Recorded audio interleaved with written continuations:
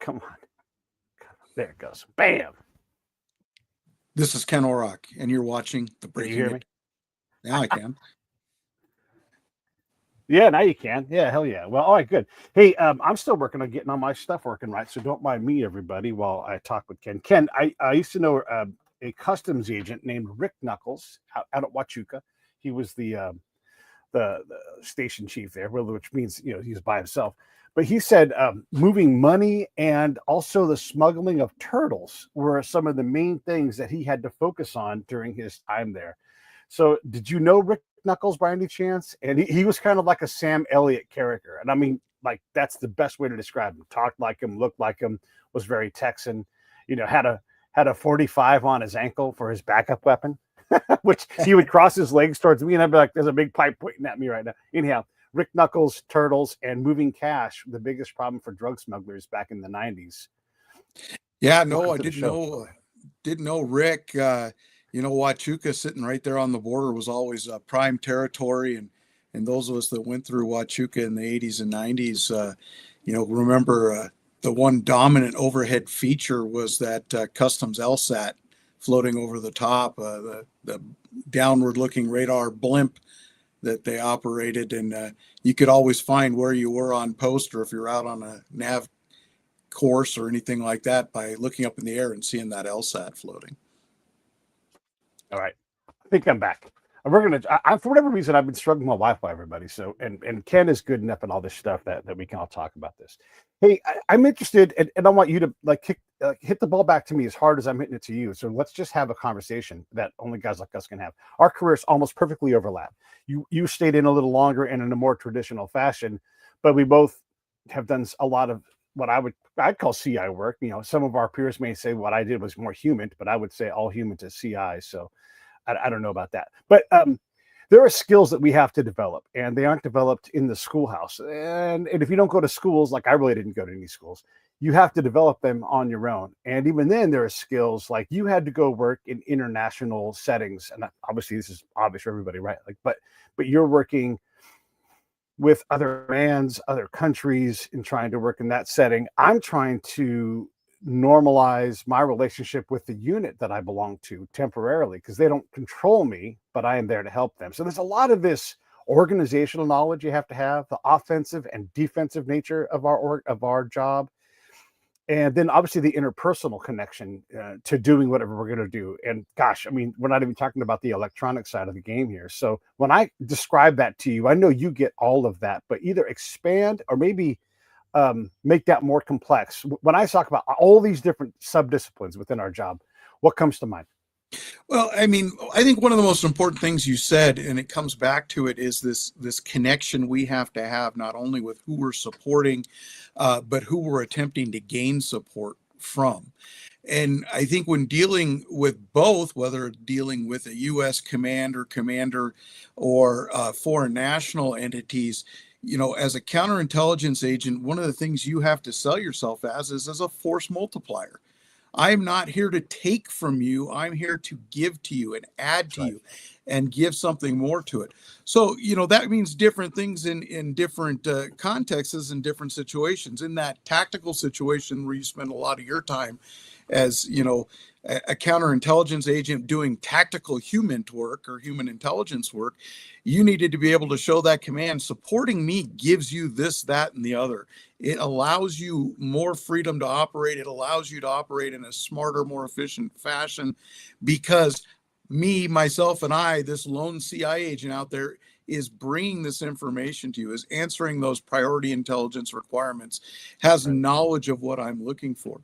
And in the international setting, the United States continues to be the big dog on the scene. So what can we bring to these other allied nations? What kind of technical support, what kind of information do we provide? We never wanted to be seen as just consumers of information from these other sources. If it wasn't a reciprocal relationship and we weren't giving back to them as good as we were getting, we were never going to maximize our potential and get the things we needed to help support our mission. So all those things went into play. But as we said before in our previous conversation, it continues on. It's that human element. You can't take it away. And it's one thing for a commander to receive a report on a human source or on information and read that black and white piece of paper and get that information. It's another thing that when he reads it and he says, "Oh, this came from Pete. I know Pete. I trust Pete. Pete supports me. Pete gets me what I need. So therefore, I give a little more credibility to this report because I know Pete's not going to do me dirty and just give me information that he thinks I want to hear." That's right. Yeah, yeah. There's a couple things within that. We often are the first person in the command to say no. No, I can't do that. No, that's not the best use of my time. And that's if we have the balls to do that, right? It's Right. nothing wrong with the boss saying 1, 2, 3, and you're like, yes, sir, 1, 2, 3, and that's what you go do. Quite often we're like, no, Yeah. not 1, 2, 3. We're gonna do chocolate cake, ribbon cutting, and a guy named Dave. And they're like, what the fuck are you even talking about? Right. And so, and I'll give you an example and then we'll riff off of that. I can go out, and this is an actual thing, and say, hey, the enemy. So I was on a base camp with a little bit of red zone in between everybody. It's just unprotected, traveled by anybody. Road bombs, shootings, all kinds of stuff happened on this street. And so I can say, hey, boss, they're surveilling the Iraqis that are coming into the camp, threatening them, actually killing them. And it's causing a lot of problems for us. It's causing a lot of problems for the Iraqis working on camp. I'm going to go work on this and do some counter surveillance and try to see if we can interdict. No. Okay. Well, then I won't. Right. And because in war, there are so many priorities. Protecting the lives of Iraqis because of surveillance as they try to help us is not a commander initiative. And maybe I can influence that. But if I don't have that relationship like you just discussed, we're not doing that. And then, by the way, who's going to help me do that? Is it going to be the SEALs? No. Oh, shit. Well, then all of a sudden, this thing that's obvious, like we should be doing counter surveillance. We should be assessing and recruiting and flipping and acting. And oh my God, this is like a CIA agent's dream. All this intel right here that I can go and I can counter it, right? No. Oh, okay. What am I doing? Oh, this other hyper important thing. Or they have no idea because they've never had an agent who is capable. And again, we don't have a pin. We don't have a hat. We have a badge that nobody cares about. But when I show up, when you show up and you're like, hey, I can help you with this. I happen to notice that you guys are being surveilled. Let's work on that. No. Okay, great. What do you want to work on? Bad idea number 2. Okay. Well, then let me go and see if I can put myself to work, gainfully employed, and find things that the SEALs will say yes to. Sure. And help those guys, right? Or whatever that is, right? So I'm explaining like this melange of things. There's problems everywhere. Everybody needs more support, and we're a force multiplier, but where we best employed. Yeah, and a couple things I'd pull out of that is, oftentimes in the CI role, especially when attached and supporting a unit that we're not organic to, those commands get hyper focused on the mission right in front of their face. And we have the luxury sometimes of stepping back and from 10,000 feet looking down and saying, understand, sir, you're focused on X, Y, and Z. But if you considered that problem R and S are sitting out there and they're going to affect your ability to do X, Y, and Z. So, I mean, that's something else we do. And again, if you've developed a relationship with the command you're supporting that allows you to do that and gives you the ability, like you said, to influence, influencing without authority is definitely an art. Sure. A lot of people out there that, yeah, I've got authority so I can influence what's going to happen. But very seldom did we ever have the luxury of having the authority to do it. So that is a unique part of it. The other thing I pull out of it is, as a CIA agent supporting an external command, we often had the flexibility to be a utility player and do things that they wouldn't think out. An example, I'll give you a real world example.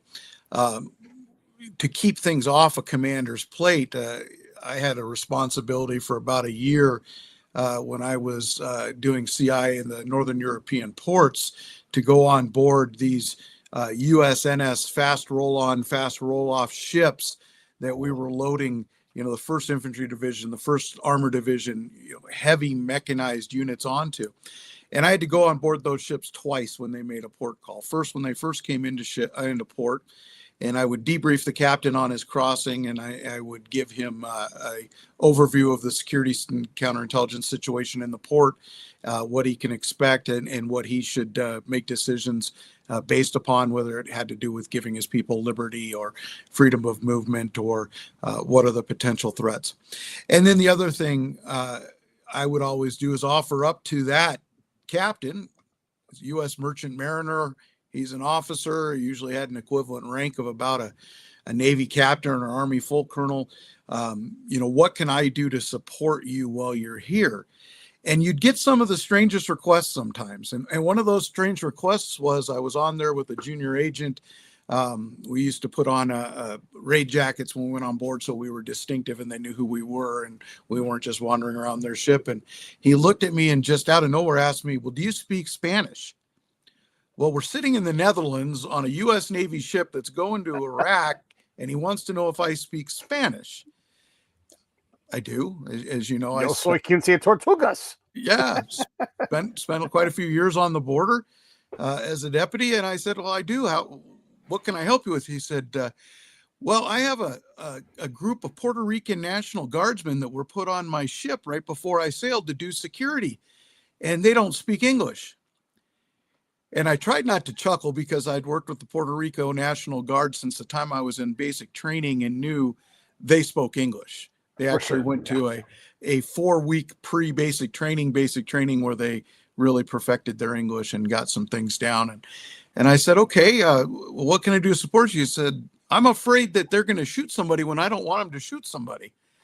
I said, all right, I'll go down and talk to them for you. So the other agent and I made our way down into the hole and met with them and the staff sergeant there. And I looked at him and said, Sergeant, why does the captain think you don't speak English? I didn't even bother speaking Spanish to him. Right.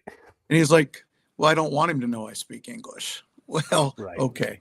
So I ended up deconflicting as an agent, trying to support this commander, deconflicting a problem he was having with his Puerto Rican National Guard security detachment on board. Ended up supporting that detachment when they were in port and providing some Army support to them. But what that did was establish, again, another level of bona fides with that captain of, here is a person that can solve problems for me. I had a problem that wasn't necessarily specifically related to what the counterintelligence or security threat was to my vessel.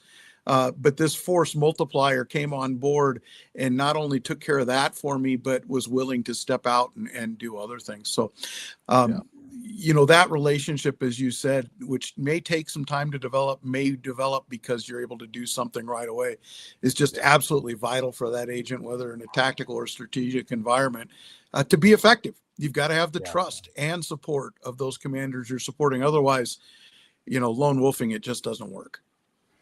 Trust is elemental for the way that I approach the job. It sounds like it is for you too. And I just want to say this again for anybody who's watching who wants to be a good counterintelligence agent. Trust is elemental. Now, if you're a salesperson, a leader, or HR, all of this trust, like if you can reliably build trust and know what that path looks like, you're gonna do well. We were talking about tactical setting and surveilling of Iraqis and killing them, that kind of thing, right? But this whole thing kind of, it works in the strategic. You just talked about how we might operate in a zone where you're like, what do you do? Well, I don't know. What do you need done? How about this? I have ideas, but not all of us are wired this way, Ken. A lot of us are defensively minded. A lot of us are adverse to the danger part of this. And this is not a critique of anybody, right? Because there are operators, there are planners, there are analysts in our world. And so it could be that the person that is if I show up, you're going to want me out front. That's what I do. I go off the camp, get out front, and I get into the 80s business through interacting with locals, right? And so, but I still have to pay attention to home base. This is kind of where Lawrence of Arabia, in my mind, screwed up. Like he had no connection, so that when he came back, we're like, who the fuck is this guy? Where's your uniform? So then you got guys that are like, no, I operate best back here, behind the lines, on this side of things, looking at and so there's a lot of places where we can act. And yet the next guy, that chief, he might listen. I'm a W3. I am an institutional animal, but I am going to sit here in the 2, and I'm going to tell you how to put your human assets to better work because they don't know how to drive. So I'm giving 3 completely different tactical focused things that you don't know which guy you're getting. How do we figure out which guy we are? And how do we learn to adapt to? No, the mission here is strategic. It has nothing to do with going forward, Pete. You're going to have to sit in this talk and do whatever. How do we deal with all those things? I think the first thing that any solid agent has to have, and I think you would probably recognize this, is there are good agents that do their job, understand what's going on, but the great agents have an innate curiosity. It's not just what's put in front of me. It's not that the bell rang, I'm end of the day, I'm done. You mentioned at the beginning of this, and I don't remember if it was before we went live or not, that you spend a certain time in the morning doing research and doing some reading before you start doing your job. Yeah. Well, the agent that just shows up at work that day and looks at what's in front of him may be effective in looking at what's in front of him, but that lack of curiosity and understanding of the other things going on are going to hinder their ability to reach their maximum effectiveness and capacity in serving that institution or that unit that they're supporting, whether it's on a tactical level or on a strategic level, on a theater level. You have to have a willingness and an understanding to want to learn the big picture of what's going on. We've had some offline discussions in the last couple of days about what's been going on in Venezuela, and as part of my ability to understand that better, I started doing my own research. I started reading the history. I started understanding. We operated in the Middle East and the Balkans, and one thing both those areas have significantly in common is that they're artificially created countries. Very few of these are organic countries that developed over a period of time. And if you're not knowledgeable of what happened in 1918, 1919, 1920, when the World War II victors, primarily the French and the British, decided to divide up the map and draw artificial lines that divided tribes, divided families, divided clans, and put people together, then you have a hard time understanding what the challenges you are in dealing with these different groups. I had more than once, sources I was working with or people I was talking to in the Balkans tell me, we've been doing this for 400 years. You people are going to go away eventually, and we'll get back to getting it done. One of those great mistakes of history was allowing that to occur. And you had guys like Tito that came in, Marshal Tito at the end of World War II into forming Yugoslavia, and very openly said, I held this together by the barrel of the gun. If it weren't for the force of holding this disparate group of tribes and clans and social groups together, they would have sorted it out earlier and broken into the nation states that we see today on a more realistic level. One of the other things I think about that innate curiosity that's important that you would understand, I would understand, our friend Dr. Howe would understand, is Americans too quickly assume that everyone thinks just like we do. And they don't. Their points of view, their thought process are formed by their own histories, their own cultures. And if we go out there and assume that, in the case you're talking about, those Iraqis moving through the red zone between the bases, think about life, think about death, think about politics, just like we do, we're going to miss something. We're going to absolutely miss something that's important. So that innate curiosity to try to understand the population that you're working either with or against in some cases is another thing that I think separates the good from the great agent. Boy, and with and against can be the same person in the same day and the same thing the next day, right? Because this is all a competition. And we knew the Afghans had deals in place to survive because that's what they do. And, some of my friends were like, okay, we pulled out. We think they'll withstand. I'm like, oh, there's no withstanding. No. These guys they're on the next team now, so there is that temporary nature. But you learn that. And you talked about ground truth. I want to get into that real quick here because ground truth is really, it's Trump. So there was a place in Iraq called Tuwaitha, everybody, and it was a nuclear plant, and it was blown up by Israelis. Right. When you went to Tuwaitha and that area around there, like I had the good fortune to do, they're like, no, the Iranians blew this up. Like, yes, you're right. They did. Tell me all about it. And so they told me their version of that story had nothing to do with Israel. So it didn't matter what the reality for the whole rest of the world was. It mattered to them that this is Iran. And they put a lot of things on Iran. They didn't like Iran. And we struggled with that because we don't accept the connection of church and state that most nation states have. And so when they start to talk about this, we scramble to like, but this is sectarian, but it's not, it's political. It's political violence, and they're mad politically. They're mad economically. And Kuwait is a good example of that. I've got to figure out how to take this completely warped reality and say, it doesn't matter what we believe. This is what they believe. And if we can get where they are, we can maybe walk them towards, I don't care about Israel. I don't got to convince them of that, but I do got to convince them of whatever that goal is for the commander. And commanders got that because they're steeped in Sun Tzu, they're steeped in all these other things. They understood the local populace mattered. But and I'll give you another ground truth thing. This is just, if that story doesn't resonate, a buddy of mine was working in Afghanistan. He parles the language pretty well. And so he was talking to the locals. There's a thing called the aerostat, everybody. It's a blimp, and it's about 150, 200 feet up in the air, and it kind of can just see everything. Nobody inside of it. It's just cameras. It's a camera platform. And it's been around for a long time. So we take that wherever we go so we can be up above and we can see things. And so we think this is a great weapon.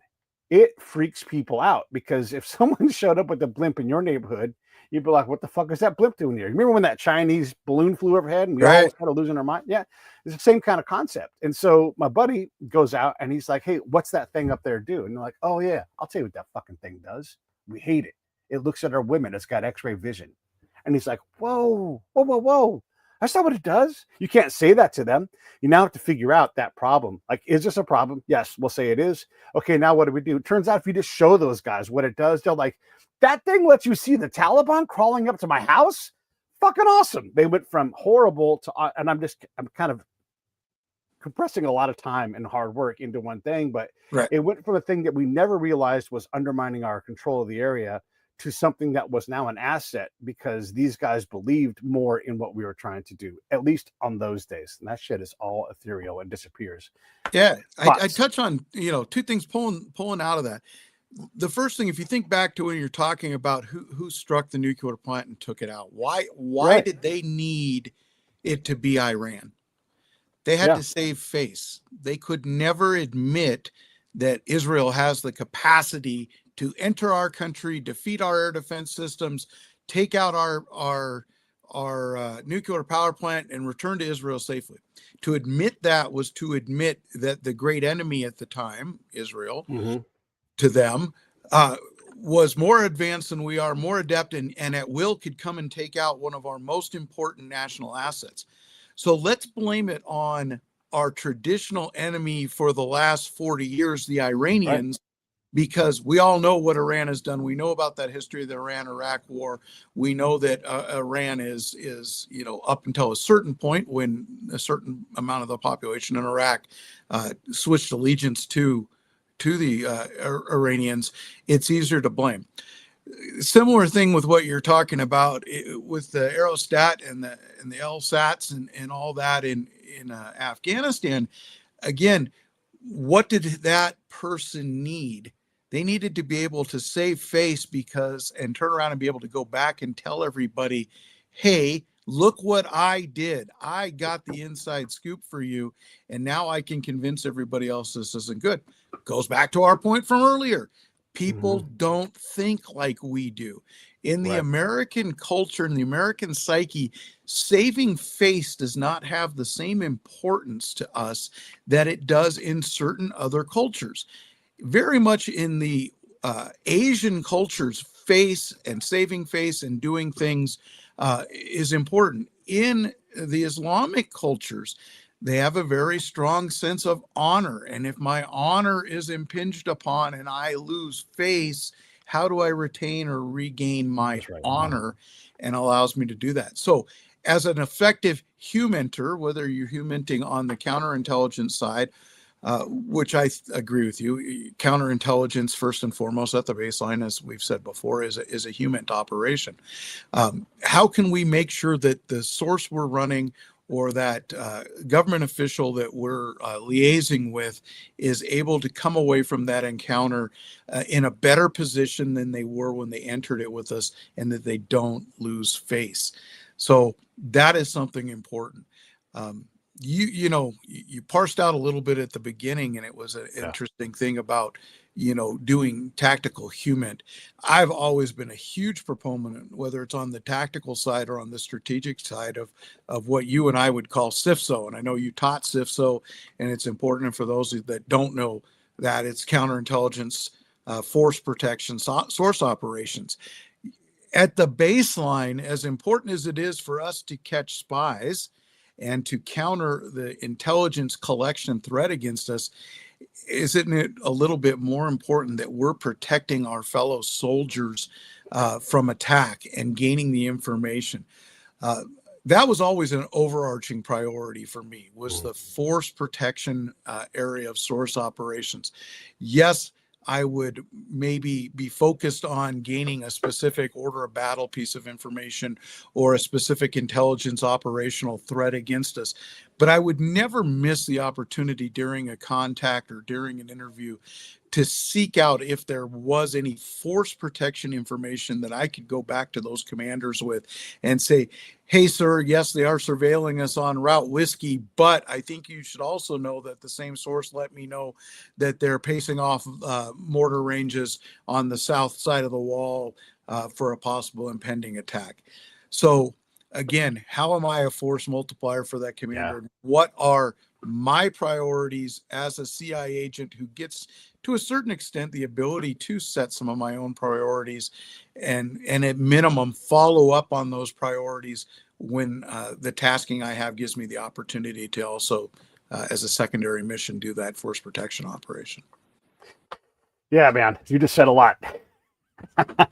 I want to back into this. So, well, you talked about a great agent, right? So when I look at this, I find out, I do a roll call. Who's here? Who does my job, right? And I'm really permissive with this. You got young humaniters, you got some a Navy guy. Hey, there's an OSI guy from the Air Force. Whatever it is. The SEALs have a guy there. Oh, the Green Berets have got a Fox, and I just try to figure out how I can augment any of those elements because I'm a free agent, and so I'm working under that greater command, even if that command doesn't own all those assets. We're all in the same ball field and we don't need to overlap. So if someone's already running sources, I'm not going to run a source. I don't need to. Well, it looks like you froze up there for a minute, my friend.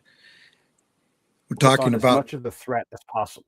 There you go. You're back again. You lost it for a second. Yeah. I'm going to let as many of the human assets focus on threat as possible.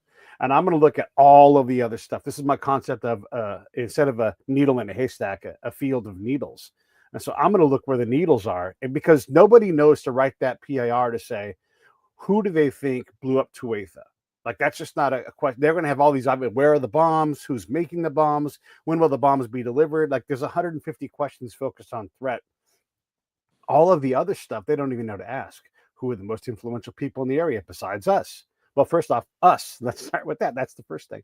So I'm going to focus on these things, and I'm going to, if I find any threat, I'm going to point over at Dave and be like, see that guy over there? That's Dave. Dave is the guy you want to tell about bombs. And so now I'm taking good intel, pushing it to somebody else who's desperate for it. I become a conduit for these things. And Ken, this won't surprise you, but this is for the audience. By not looking for threat, I found threat all the time, and I was able to push it off to someone that was their whole goal, and I became a source for them. And I realized that I had placement and access that my peers did not. I could create that possibility. This is all against the doctrine.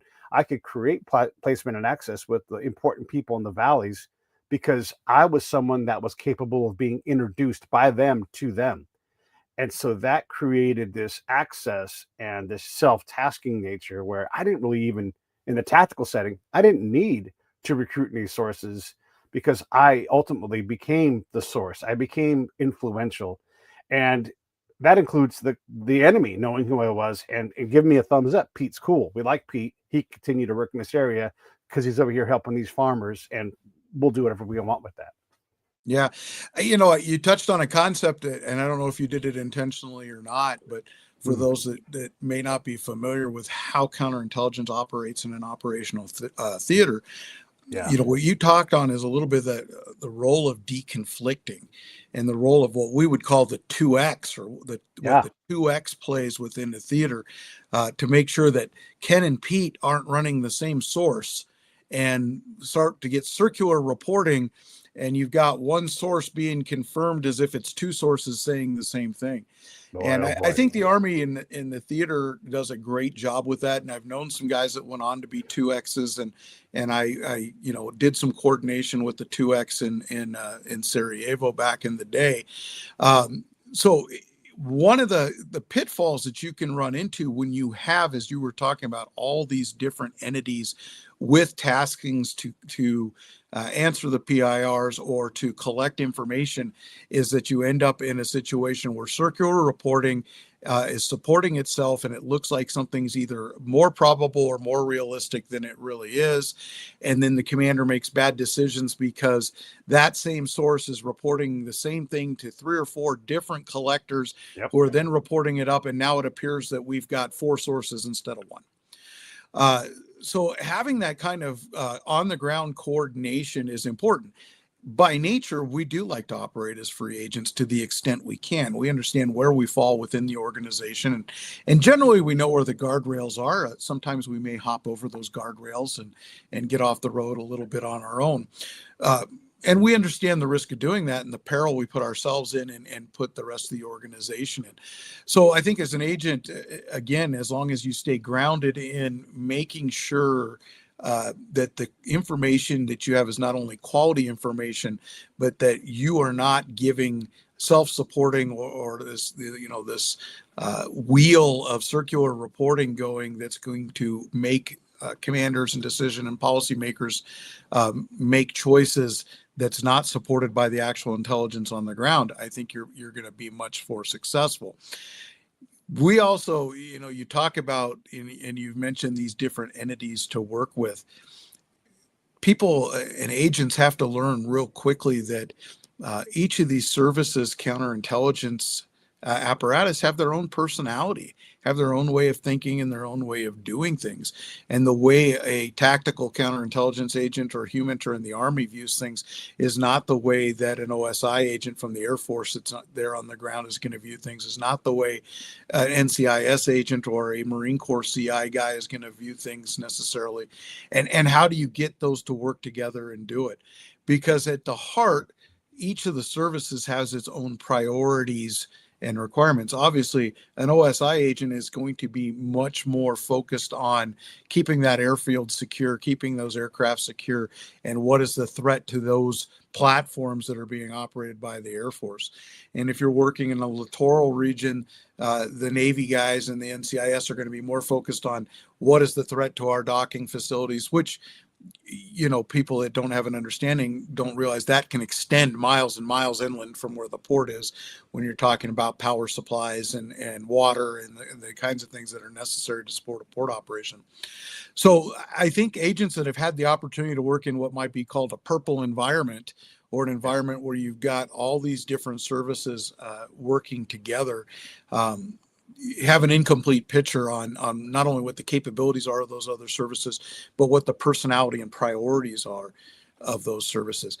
It's a unique thing. The Marines and the Army can work pretty well together. Oftentimes, and back in our time, the Marines would attend the Army Counterintelligence Special Agents course, and it wouldn't be unusual to have a Marine in the class learning the Army way of doing it. But the Navy and the OSI may have agents that are non-military agents, that are civilians that have never been in the military, have certainly never operated within a tactical unit or a tactical environment. So their view of things are different. They might not be as willing as you or I would be to go to the mess hall and sit down next to Joe, who works in the motor pool, and just start chatting him up, because we're civilian agents. We're at these higher echelons. Whereas you and I go to Joe Snuffy any time of day, because 1, it develops a potential other source for us, and 2, it develops us maybe some capabilities that we would not have had. Now I can go to Joe Snuffy and say, "Hey, Joe, do you mind if I take this vehicle out for a couple hours? Because I think my vehicle is too well known, and I want to have a vehicle that's a little unknown."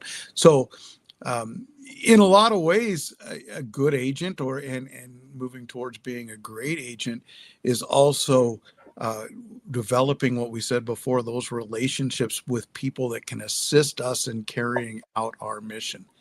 And that's not necessarily just that warfighter on the tip of the spear. That Yeah. might be the chaplain's assistant who goes out with the chaplain on a humanitarian mission somewhere and has an understanding. Those medics that have gone out and done community care functions Oh boy. and those kinds of things. Again, what are we looking for? You've said it many times. You said it earlier, placement and access. And people in those MOSs and those jobs have a level of placement and access that you and I would struggle to obtain. So how do we develop it? We conduct liaison. We develop friendships. Joe Snuffy may never know what my actual job is, but he knows that I'm a guy that carries some weight. And I've treated him like a human being, and I didn't look down on him. And so therefore, when I come and make the ask, he's willing to help me out. He also made, the commander's driver, if I'm deployed, I want to know who that person is, because they have access to the commander in a way that nobody else does, because the commander can talk to them differently. And they're like, oh yeah, Pete said that, or something like that. I mean, just those little things. And so I will go out and get lunch with those folks. And, we're in the chow hall, whatever. And it's usually a young person. And so, I'm honest with them. I'm like, hey, you're doing a great job. I just want to let you know, it's hard to tell from where you're at. You're just sitting there driving around. But I've been around a lot of commander drivers. You're doing, and these kind of things enable us to have just one more person on our side, because it's easy for us to fall in love with their intel, but the actions of the unit don't act like they've fallen in love with it. And so there's a challenge there. How do we develop these skills? Should this be done in the schoolhouse? Why, like the CIFSO course, I think it continued, but it was so unknown that I would say, oh, I taught at CIFSO, and zero people were ever impressed by that, right? Because you were there at that time. You understand what that skill set was. And by the way, when I went there, and this is not by design, I had just run sources in a tactical setting, and so I was the perfect person. But it was all an accident that I got there. Well, not completely an accident. Someone from my previous unit's like, oh, Pete, come with me, come over here. And she was taking care of me. And one of the few times when I got taken care of in the Army. So how do we develop these things? How do we identify the people? We're talking about a very specific kind of CI agent, right? There's other folks that shouldn't be doing these things. And we know who those folks are. It's not because they're bad. It's just because their nature is going to put them in a better spot somewhere else, as opposed to, hey, go outside the wire, or hey, go engage with these people that outrank you, or hey, go to whatever. What are the skills that we build? And do we need to know Myers-Briggs? Do we need to know all these? How do we build these people more reliably? Well, I think first and foremost, you're going to start at the beginning. The accession process into counterintelligence, intelligence, has gone through waves, and it's ebbed and it flowed on what type of people were coming into CI. When I came into CI, you could enlist as a private for counterintelligence. That had not always been the case. You had to be an NCO, and then you switched over, and that's ebbed and flowed. So I think, having the proper personality to do it is right. But then it starts at the schoolhouse. And I think nothing beats the scenario-driven training and actually sitting in the box, interviewing or interrogating somebody, actually going through the motions. And you and I have probably put a lot of shoe leather on the ground in Sierra Vista, Arizona, by walking around and doing, mock source operations and, making these meets. And inherent in doing that is making sure you have the quality role players necessary that, like you, that came to that schoolhouse and were teaching force protection source operations after just running sources. Well, you could obviously throw some hard-learned curveballs at them because it happened to you when you were doing it. So I think that that's an important thing. And the role players, they've got to be hard on the young agents. They've got to put them in bad situations. When I was teaching source operations at the Allied Military Intelligence Battalion in Sarajevo, when we role played for these new agents, we didn't hold back. First of all, we did not associate with them and get them to see us out of role for several weeks. Right. And at the end, when we'd have a pizza party at the old British wooden palace there, and everybody be having pizza and beer, and then they got to finally talk to us out of role, it was an eye-opening experience to them. But throw curveballs at them, change them Yeah. up. I don't know if I've told this story in our last talk or not, but there was a situation where we were role playing, and I had a junior agent and myself, and we were in one of the national support elements in at Camp Bootmere in Sarajevo, and at this specific national support element, which for those of you that don't know, read National Bar.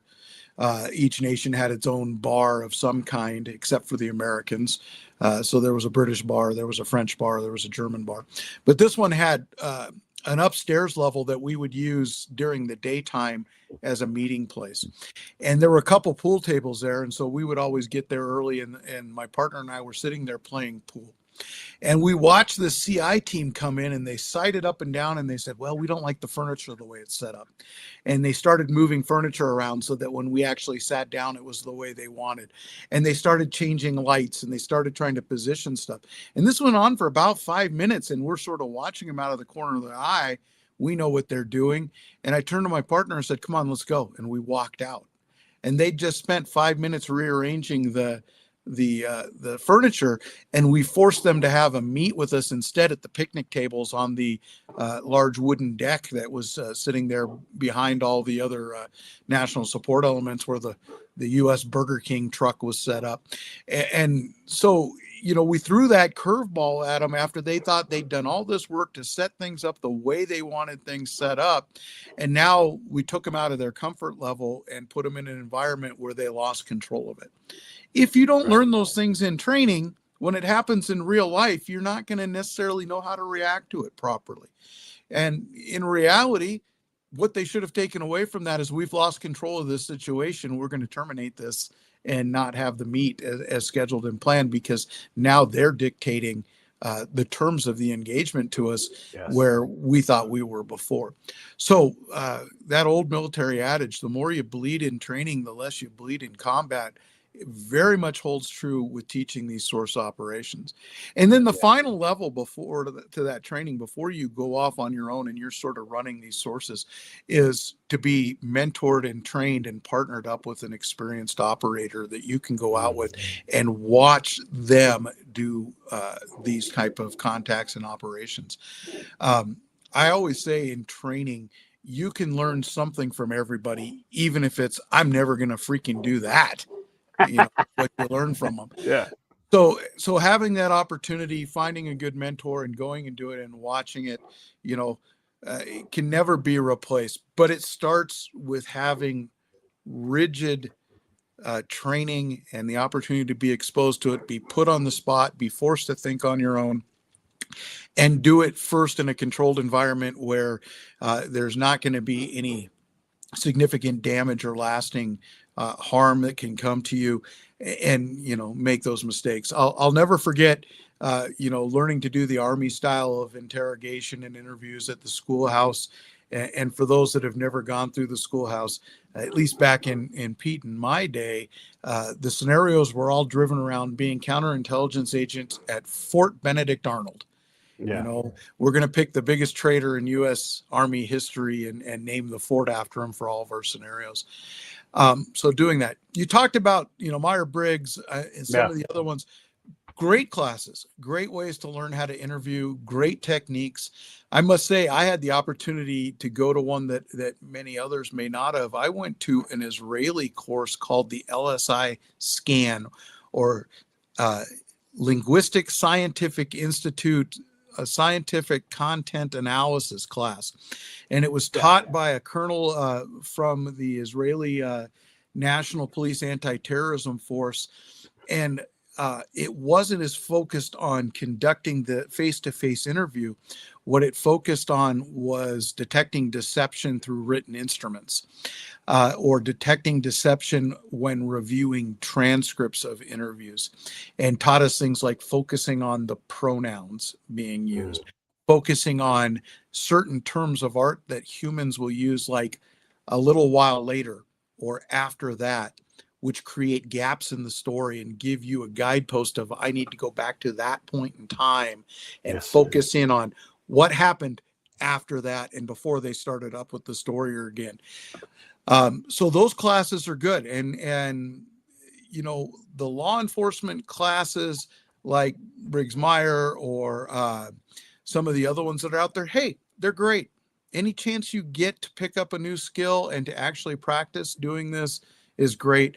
But as LSI Scan taught me, by no means do we have the market on proper techniques and things that work the best. Yeah. And the other part that came out of that class is we did a lot of study on what had been historic KGB interrogation techniques and how they did things. And one of the things that I take away from that is they gave us all a postcard taken from a painting that a Soviet dissident had done of the interrogation room he was in with the KGB. And it was nothing like what popular culture would make us think a proper interrogation or interview room looked like. The subject of the interview was sitting on a couch with a coffee table in front of him and a cup of coffee and a drink, and the interrogator was sitting at a small desk at a chair in front of him, and they weren't made to be in a stress position or uncomfortable position, but relied on some of those human nature factors that we can do to do it. So anybody that thinks that they've learned how to do an interrogation by watching movies or watching or reading a book or a novel on these things doesn't necessarily have a full understanding of what human nature is and how you're going to break down those defenses of the person you're dealing with. Yeah. Same happens in a tactical environment. You're sitting across the table from a guy at a local cafe. What's the first thing we're taught to do? And oftentimes some of the hardest thing for us to do, we build rapport first. Yep. Rapport has such an important part. When we talked before, you talked about, maybe having 2 or 3 meetings down the road before you make the ask. Well, what were you doing in those first 1 to 3 meetings? You were building rapport. Yeah. You were making it so this person was confident in you, was comfortable in talking with you, and realized that any action that they did for you or on your behalf was probably going to be to their benefit. So being comfortable with building rapport is an important thing. And I think younger agents, and by younger, I mean agents of a younger age, not necessarily people newer into counterintelligence, but your average, young 20-something. And in our career field, for those that didn't know it, you could not get your badge and credentials till you turned 21. So we had people that would come into the field maybe before that, they were close to their 21st birthday, and they'd get a set of what we called CI assistant credentials, which had a similar credential to ours, as you see over my shoulder. But instead of saying special agent, it said CI assistant. They didn't get the badge to go with it, but it allowed them to support the mission. But those young folks don't necessarily have the same kind of life experience to be comfortable in their own skin. Because when we come out of basic training, we're not comfortable in our skin anymore. We have new skin on. It's a brand new skin that we're learning to wear. Yeah. And so I think life experiences play a very large role in building rapport and getting someone to be comfortable enough with you to give you that information that you need. We get all types in counterintelligence. The people that I had in my CSOC class varied greatly from, ex-law enforcement officers to several people with advanced degrees coming in to people that had very limited small scope experience in life, and it may be limited to they'd never left their hometown, whatever it was, before they came to the counterintelligence special agents course. I remember distinctly a young man that came out of Detroit that was very much a product of the Detroit in the 80s and 90s, and had a frame of mind that was limited to those experiences. And he had a hard time conceptualizing, some of the concepts because he had those limited experiences. In the same way, I had agents come to work for me in the Netherlands that grew up in New York City, went to basic training, went to the agent's course, and showed up. And guess what? They didn't have. They didn't have a driver's license because they Oh grew my up in gosh. New York City. And and now here they are in the Netherlands, and we're doing vehicular surveillances. We're, Yeah. doing these things. It's like, I need you to be able to drive Yeah. and Drive well. drive well. Yeah. Yeah. You can't send them to driving school in the Netherlands. They can't get a Dutch driver's license.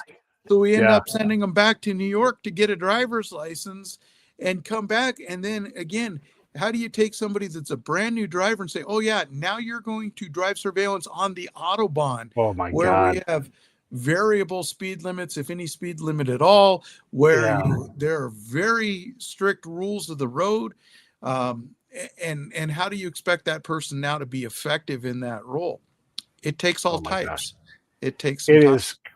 If anybody watching, one, you are not good at counterinterrogation operations. You might think that you are not. Two, surveillance is maybe the hardest thing I ever. It is. I should say it's the hardest thing to get right to stick and really be great at it, because you can absolutely lose someone and they've done nothing wrong. But we picked up some people on an assignment that I did, and we were the first car to really have control outside of the airport area that we were at, and the car went over a rise. And we're the proper distance back, but we had, because of the distance, we lost just for seconds, lost control of the car. Two of the same car, same color, not on purpose, just coincidence. We picked the wrong car. Yeah. Like that, it's that. Now imagine if you have someone who's afraid to step on the gas, or overzealous on the stepping on the gas, or whatever. Can't park. How many times you got to park in a crazy way when you do surveillance? Where you're just like, just get the Right. car in here, park. How many Yeah. times have you gone on up and off ramp and right back down the on ramp on the other side just to create some distance between you and the Yeah. vehicle in front? And surveillance, obviously there are technological advancements that, if they're available to you, allow you to do this. Yeah. Back in the 90s, we didn't have as much ability to use electronic surveillance on vehicles as is available now. Right. I mean, as an agent, if we needed to, we could use an over-the-counter device now, and within 10 or 15 minutes, put a tracking device that we went and got at a Radio Shack on a vehicle and allow us to follow them. Yeah. Obviously, within the United States, there's procedures to do that. And when you're surveilling a U.S. person, it's not always as easy. But the advent of more advanced aviation platforms, whether it's using rotor wing aircraft, back in the day, the fixed wing aircraft that were available, but they weren't readily available. They existed. Mhm. We had units at Fort Meade that had aviation platforms, but they weren't available to the guys doing it on necessarily the level I was operating. These guys were Yeah. operating at a much higher level. Drone technology now to be able to use to do it. Yeah. But you're right. It is not easy. It's you probably laugh as hard as I do when we watch TV and see some surveillance where they're right up Oh on my there gosh. and Yeah. everything else. But until you've gotten a little too far back and the guy takes an off ramp and there's a T intersection at the bottom and you don't know if he went left or right, and you're trying to No make idea. that presumptive guess, left, right, and you pick the wrong direction, which has happened to me also. Yeah. And then you're trying to regroup, reacquire. You probably learned that silly code talk system that I did. That Oh, predicted sure. star, 5'5", moon. I'm 5'5", 7'7", Yeah. I'm 5'5", 23. Yeah, all that stuff. Yeah. Yeah, it was always I spent more time trying to remember what I needed to say than keeping my eyes on the Yeah. guy. But I cut sort of my teeth doing some of these vehicular surveillance in the Baltimore, Washington, D.C., Northern Mhm. Virginia, which has its own set of challenges because of the Oh amount my of gosh. traffic. Yeah. I And the got names on the streets. That's what gets me. Like, make a left on George Washington Boulevard, also known as Abraham Lincoln Thruway, also known as State Highway 53. And I'm not exaggerating, everybody. Some of these roads have 5 names. And if you're using a voice-based nav system, you got to have a map. You got to have a map so you can not have to pay attention, because you'll get lost in a second. Yeah, it was. It happened. It happened often. I spent a lot of time zooming up and down the Baltimore Washington Parkway, which Yeah.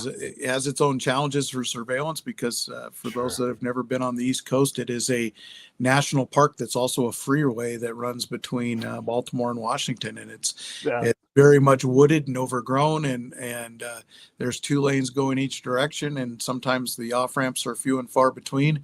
And it's the only highway that I know of in the country that's actually patrolled by the U.S. Park Police. And so you've got these park police officers, which are basically the elite law enforcement of the National Park Service. They're only in major urban areas, policing it, and they policed it very well. Taught me real quick that these are some guys I need to start doing liaison with, and I ended up going on ride-alongs with those guys, and learning how they operated, and learning how we could better operate within the opportunities that they provided for us, and within their jurisdiction, because that was a national park, and we had to operate as if we were in a national park. So it was very unique. And it was also interesting on surveillance, as I give you one more quick anecdote. Yeah, please. Over to you, is that it just shows the difference in crossing jurisdictions. When we're operating in 2 different states and a federal district, all within the same span of an hour or two, I used to find it very humorous that the police in Washington, D.C. drove around with their blue lights on all the time, and Marion Barry had forced that on them, and so you could see the cops coming there. And I can remember being on a ride along with the park police once and going to make a stop within the district, and the car took off and it was fleeing from him. And then suddenly we made a turn and the car stopped and pulled over. And the park police officer went up to him and said, "Why did you run?" And he said, "Well, I thought you were Metro." And Metro had a no pursuit policy, so they thought they could just take off running and go. When they realized it was the park police, they stopped, because the park police would pursue you to the ends of the earth. So unique things you learn conducting liaison and conducting surveillance. Man, do you happen to know Jeff Block? He's a retired park police guy, but he's basically our age. Jeff Block? No? Yeah, no, don't know him. Always liked that agency. I thought they were always ultra professionals. Super squared away. Yeah, super. They have to be. And they're federal, but they're a weird kind of thing. And you think park police, like, those guys will crack you on the head if they need to, because sometimes they need to. And if you've never been to Washington, D.C. or been to New York, to go out to the Statue of Liberty in that area, I think a couple other places, maybe Atlanta, San Francisco, places like that. There's only 5 or 6 places in the country where the park police actually operate, until there's a problem at a national park, and then they will pile those guys in to support the law enforcement park rangers inside a national park. But no, very unique looking, very professional looking. And back in the day, they had one of the most I won't say respected. They had a very unique firearm that they carried that was the same firearm that the German counterintelligence agents carried, that I was very much impressed by. So that's awesome. Well, this was so much fun. We were going to do it with Hal, but Hal's main job, taking care of people, has a guy he's on hospice watch with him, and so our thoughts go out to Hal and that person's family as they ready to see their loved one pass away. So shouts and love to Hal. Thank you to you, Ken. Everybody else, by the way, doubleheader. I'm going to have Intel guys who are already in the green room come back on in a moment. You may even see Ken again a little bit, but Ken, super great. We got to do more of these things. We didn't even get to talk about so many different things. There's so much more to discuss, and I love talking with you. Anything in closing before you wrap this up? No, for all those agents moving through the system, perfecting your craft, strive to be a good agent, but really reach forward and strive to be a great agent, and learn those things that make the difference. And you're going to make a difference, and you're going to protect the force, and you're going to protect our nation. So once again, thank you all for your service. And I still remain in awe of all you that remain on the tip of the spear, and every day are taking the fight to the people that want to do harm to us. All right, everybody, hang in there about 5-10 minutes. We'll be back up with Gavin and James, and possibly Ken if we can convince him. And we'll see you all later. If not, I'll see you